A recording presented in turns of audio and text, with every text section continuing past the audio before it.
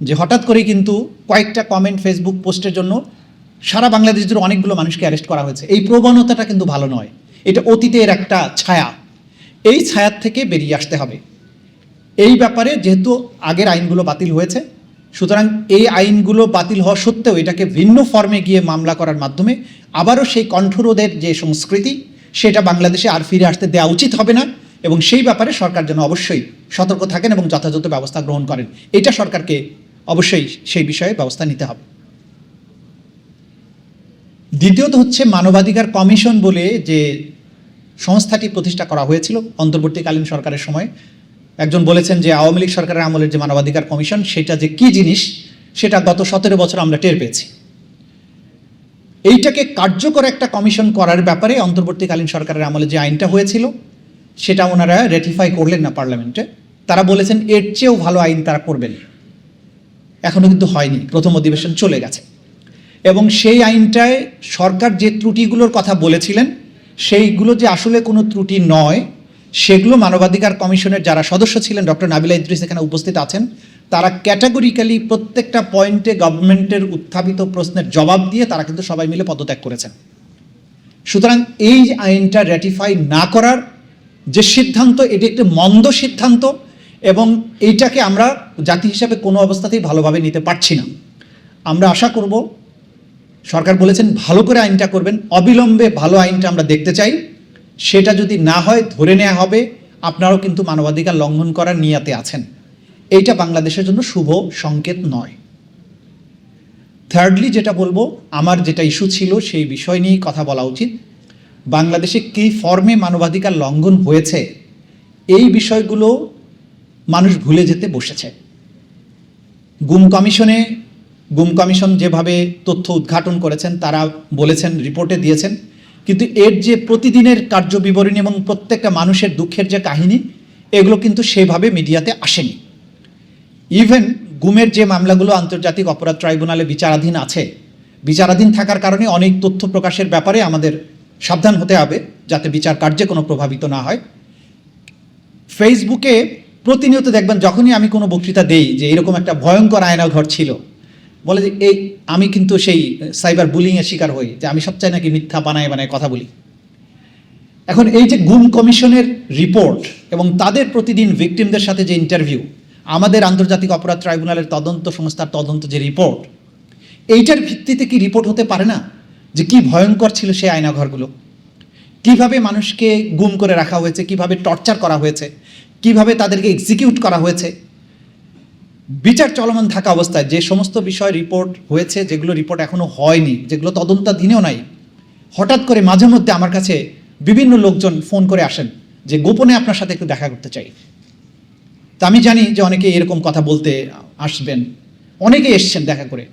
তো যে বিষয়গুলো নিয়ে আমরা কাজ করছি, দেখা গেল তার বাইরেও উনি যখন একটা নিরাপত্তা সংস্থায় বিভিন্ন বাহিনীতে দায়িত্ব পালন করেছেন, তিনি বলেছেন স্যার আমি এই জিনিস দেখেছি, কিভাবে আমাকে নিয়ে গিয়ে 3 জন যুবককে তুলে নিয়ে আমাকে বলা হলো পদ্মা নদীর ওখানে মাওয়া ঘাটে তুমি থাকবে, তুমি তাকে স্পিডবোট সাপোর্ট দিবে। স্পিডবোট সাপোর্ট দিতে গেলাম, নিয়ে গেল তো আমাকে সহ 3 জন 21-22 বছরের ছেলেকে নিয়ে গেল চাঁদপুরের মোহনায় গিয়ে প্রথম একদম ভিকটিমকে চোখ খুলে বলল যে তুমি একে গুলি করো।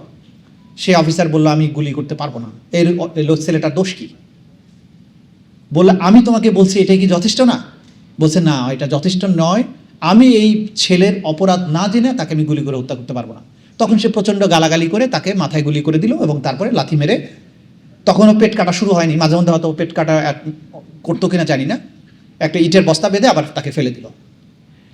দ্বিতীয় ছেলেটিকে মারার সময়ে উনি বলছেন যে তখন আর পিস্তল ব্যবহার না করে ওকে কাছে টেনে নিয়ে একটা ইঞ্জেকশন বের করলো পকেট থেকে বা ব্যাগ থেকে, ইঞ্জেকশনটা দিল। ছেলেটা তখন এরকম গো গো করতে করতে করতে করতে কাঁপতে কাঁপতে সে মারা গেল, ওকেও ইট বেঁধে ফেলে দিল। তৃতীয়টাকেও ইঞ্জেকশন না দিয়ে আবার গুলি করলো। এই যে ইঞ্জেকশন দেয়া মারার যে কয়েকটা পদ্ধতি ছিল, এগুলো গুম কমিশন তাদের রিপোর্টে খুব স্পষ্টভাবে উল্লেখ করেছেন।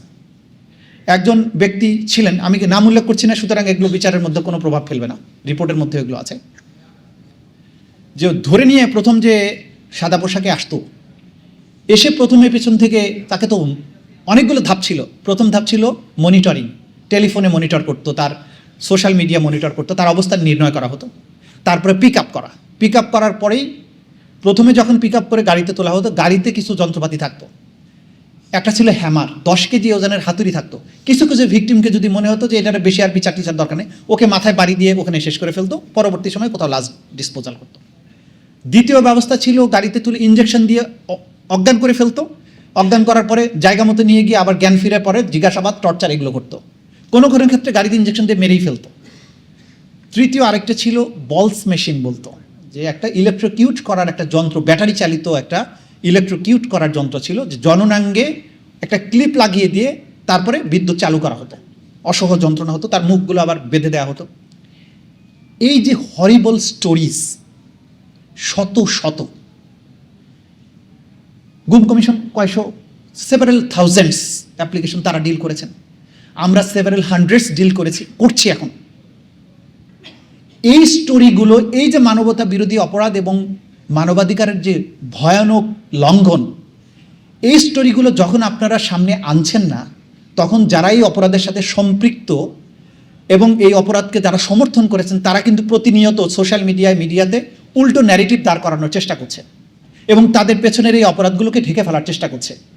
যে মানুষগুলোর পরিবারের সদস্যরা ফিরে আসেনি অথবা যারা সার্ভাইভার, তাদের এই গল্পগুলো যদি না আসে এবং এগুলো সঠিক বিচার না হয়, নতুন করে মানবাধিকার কমিশন করলে ফিউচার হয়তো অনেক কিছু রোধ করতে পারবেন, কিন্তু পেছনের এগুলোকে আইডেন্টিফাই করা, বিচার করা, আসামিদেরকে সঠিক পাওনাটা বুঝিয়ে যদি না দেয়া যায়, বাংলাদেশে মানবাধিকার আলোচনা করে লাভ নেই। তো আবারও যখন এই গভর্নমেন্ট একটা সময় যখন আরও খারাপ সময়ের মধ্যে যাবে, তারা মনে করবে পদ্ধতিটা তো ভালোই ছিল, তো ওনারা যেহেতু করে পার পেয়ে গেছে, আমরাও শুরু করি, হতেই পারে।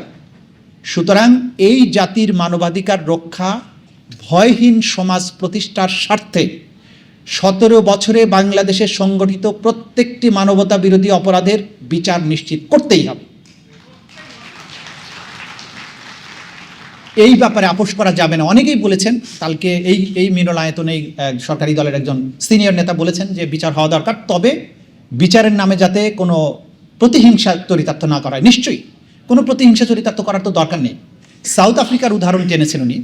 সাউথ আফ্রিকাতে বর্ণবাদ বিরোধী যে ব্যাপার ছিল, নেলসন ম্যান্ডেলার কথা তিনি বলেছেন, সেখানে এত ওয়াইড স্কেলে হয়েছিল অপরাধ যে একটা পর্যায়ে এত লক্ষ লক্ষ মানুষের তারা বিচার করতে পারবেন না। তখন ট্রুথ অ্যান্ড রিকনসিলিয়েশন কমিশন করার প্রশ্ন আসে। বাংলাদেশে এই অপরাধগুলো লাখ লাখ মানুষই করেনি, কয়েকশো মানুষ হয়তো এর সাথে জড়িত। যারা এরকম worst type of human rights violation করেছে, তাদেরকে ক্ষমা করা হবে আত্মঘাতী। পরবর্তীতে যারা লেসার অফেন্স করেছে, যাদের অপরাধ ওই মাত্রার নয়, তাদের ব্যাপারে রিকনসিলিয়েশন হতেই পারে, কিন্তু ট্রুথটা আগে ইস্টাবলিশ করার পরে রিকনসিলিয়েশনের প্রশ্ন আসবে।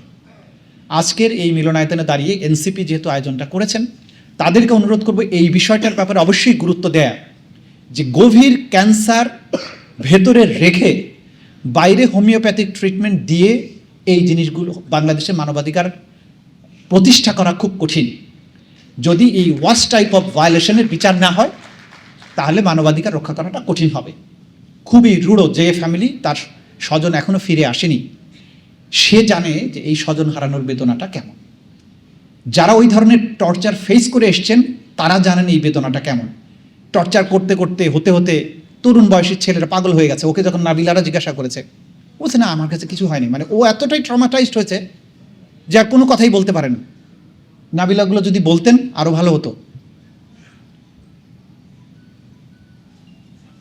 যে ট্রমার মধ্যে দিয়ে ওই আয়না ঘরে যে মানুষগুলো ছিল, তাদের গল্পগুলো, প্রতিটা গল্পের জন্য আমি তো মনে করি স্পিলবার্গ অথবা জেমস ক্যামেরনের মতো যদি পরিচালক আমরা পেতাম, প্রত্যেকটি ঘটনার জন্য একটা করে হলিউডের ক্লাসের একটা করে সিনেমা বানানো সম্ভব, ডকুমেন্টারি বানানো সম্ভব। এই বিষাদ সিন্ধু সম এই যে বেদনার গল্প গত 17 বছরে রচিত হয়েছে, এক নিষ্ঠুর স্বৈর শাসককে সে কারণেই বাংলাদেশের মানুষ বিদায় করেছে, এই তরুণেরা বিদায় করেছে। একটা লম্বা কথা বলতে হবে। আন্তর্জাতিক আদালতে আইসিসির কথা বোধহয় বলছেন, সেটা বাংলাদেশে যাওয়ার জন্য অপশন ছিল না। খুব সংক্ষেপে বলি যে কোনো রাষ্ট্রের অভ্যন্তরে কোনো মানবতা বিরোধী অপরাধ সংঘটিত হলে আইসিসিতে অর্থাৎ আন্তর্জাতিক আদালত যেটা, সেখানে যদি যেতে হয় তাহলে দুটো প্রধান কারণ লাগে। একটা হচ্ছে যে রাষ্ট্রে এই অপরাধটা সংঘটিত হয়েছে সেই রাষ্ট্রে সেই বিচার করার সক্ষমতা যদি না থাকে, অথবা সেই রাষ্ট্র যদি এই ধরনের অপরাধের বিচার করতে আগ্রহী না হয়। এই দুটো শর্তের একটাও বাংলাদেশের জন্য প্রযোজ্য ছিল না।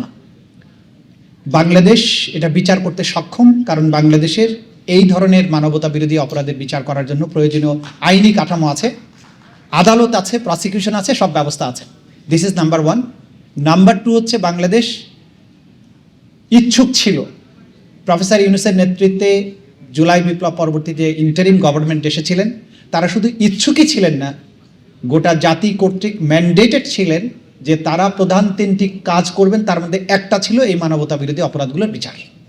সুতরাং এই দুই কারণে আইসিসিতে যাবার কোনো প্রয়োজন বাংলাদেশের নেই, বাংলাদেশের ছিল না। সে অভ্যন্তরে সংগঠিত মানবতা বিরোধী অপরাধের জন্য বাংলাদেশের আভ্যন্তরীণ যে আদালত সেটাই যথেষ্ট। যাই হোক, বিষয়টা অন্যদিকে চলে গেল। আজকের যে সাবজেক্ট ম্যাটার, সবাই চমৎকার বলেছেন কয়েকটা জিনিস। একটা হচ্ছে সোশ্যাল মিডিয়ায় অপতথ্য, সেটাকে কাউন্টার করা, অপতথ্যর যে ব্যাপারে ফ্যাক্ট চেকিংয়ের ব্যাপারে প্রথম বক্তা চমৎকার বলেছেন। কারণ একটা অপতথ্যের ভিত্তিতে বাংলাদেশে একটা মোটামুটি ক্রুসেড লেগে গিয়েছিল, আল্লাহর রহমতে থেমে গেছে। ভবিষ্যতে যে আবার এরকম ক্রুসেড লেগে যাবে না তার কোনো গ্যারান্টি নেই। সেই জায়গায় মত প্রকাশের স্বাধীনতা থাকতেই হবে, ঠিক আছে, কিন্তু অপতথ্যগুলো ফ্যাক্ট চেকিংয়ের মাধ্যমে কম্বাইন্ড একটা এফার্টের মাধ্যমে এইটাকে কিভাবে কাউন্টার করা যায় সেটার ব্যাপারে একটা মেকানিজম থাকতে হবে। এবং এই ফ্যাক্ট চেকিংগুলো একটা সুসংবদ্ধ পদ্ধতিতে যদি হয় তাহলে সবচাইতে ভালো হবে, তা না হলে একের পর এক ধরনের দুর্ঘটনা ঘটতে থাকবে। আচ্ছা, এখন মানবাধিকারের যে প্রশ্নগুলো আসছে, অপতথ্যের ব্যাপারে এগুলোর ভিকটিম আমি নিজেও, আমাদের এখানে যারা আছেন অনেকেই হয়েছে, অনেকে এখনও ভবিষ্যতেও আবার হবেন বলে আমার আশঙ্কা আছে। তো সেটা নিয়ে আমরা হয়তো ডিফারেন্ট ওয়েতে আলোচনা করতে পারি, কিন্তু মানবাধিকারের ব্যাপারে আমার কয়েকটি মৌলিক কথা আছে। সেটা হচ্ছে মানবাধিকার লঙ্ঘনের যে সমস্ত কয়েকটা worst form of human rights violation বাংলাদেশে হয়েছে বা আশঙ্কা আছে, সেই বিষয়গুলোর দিকে মোটা দাগে দৃষ্টি দেওয়া দরকার। অতীত থেকে যদি আমরা শিক্ষা না নিই, বাংলাদেশে অতীতে যে ধরনের হিউম্যান রাইটস ভায়োলেশনগুলো হয়েছে, একটা তো বাক স্বাধীনতা রোধ করার ব্যাপারে অতীতের সরকার ডিজিটাল আইনগুলোকে যেভাবে ব্যবহার করেছে সেই আইনগুলো বাতিল হয়েছে। কিন্তু এখন হঠাৎ করেই, যেটা নাবিলা বললেন, এই বিদায়ের পরে এই দেশটাকে আবার রিক্লেইম করা, আবার নিরাপদ করার মহান দায়িত্ব এই তরুণদের উপরেই অর্পিত হয়েছে।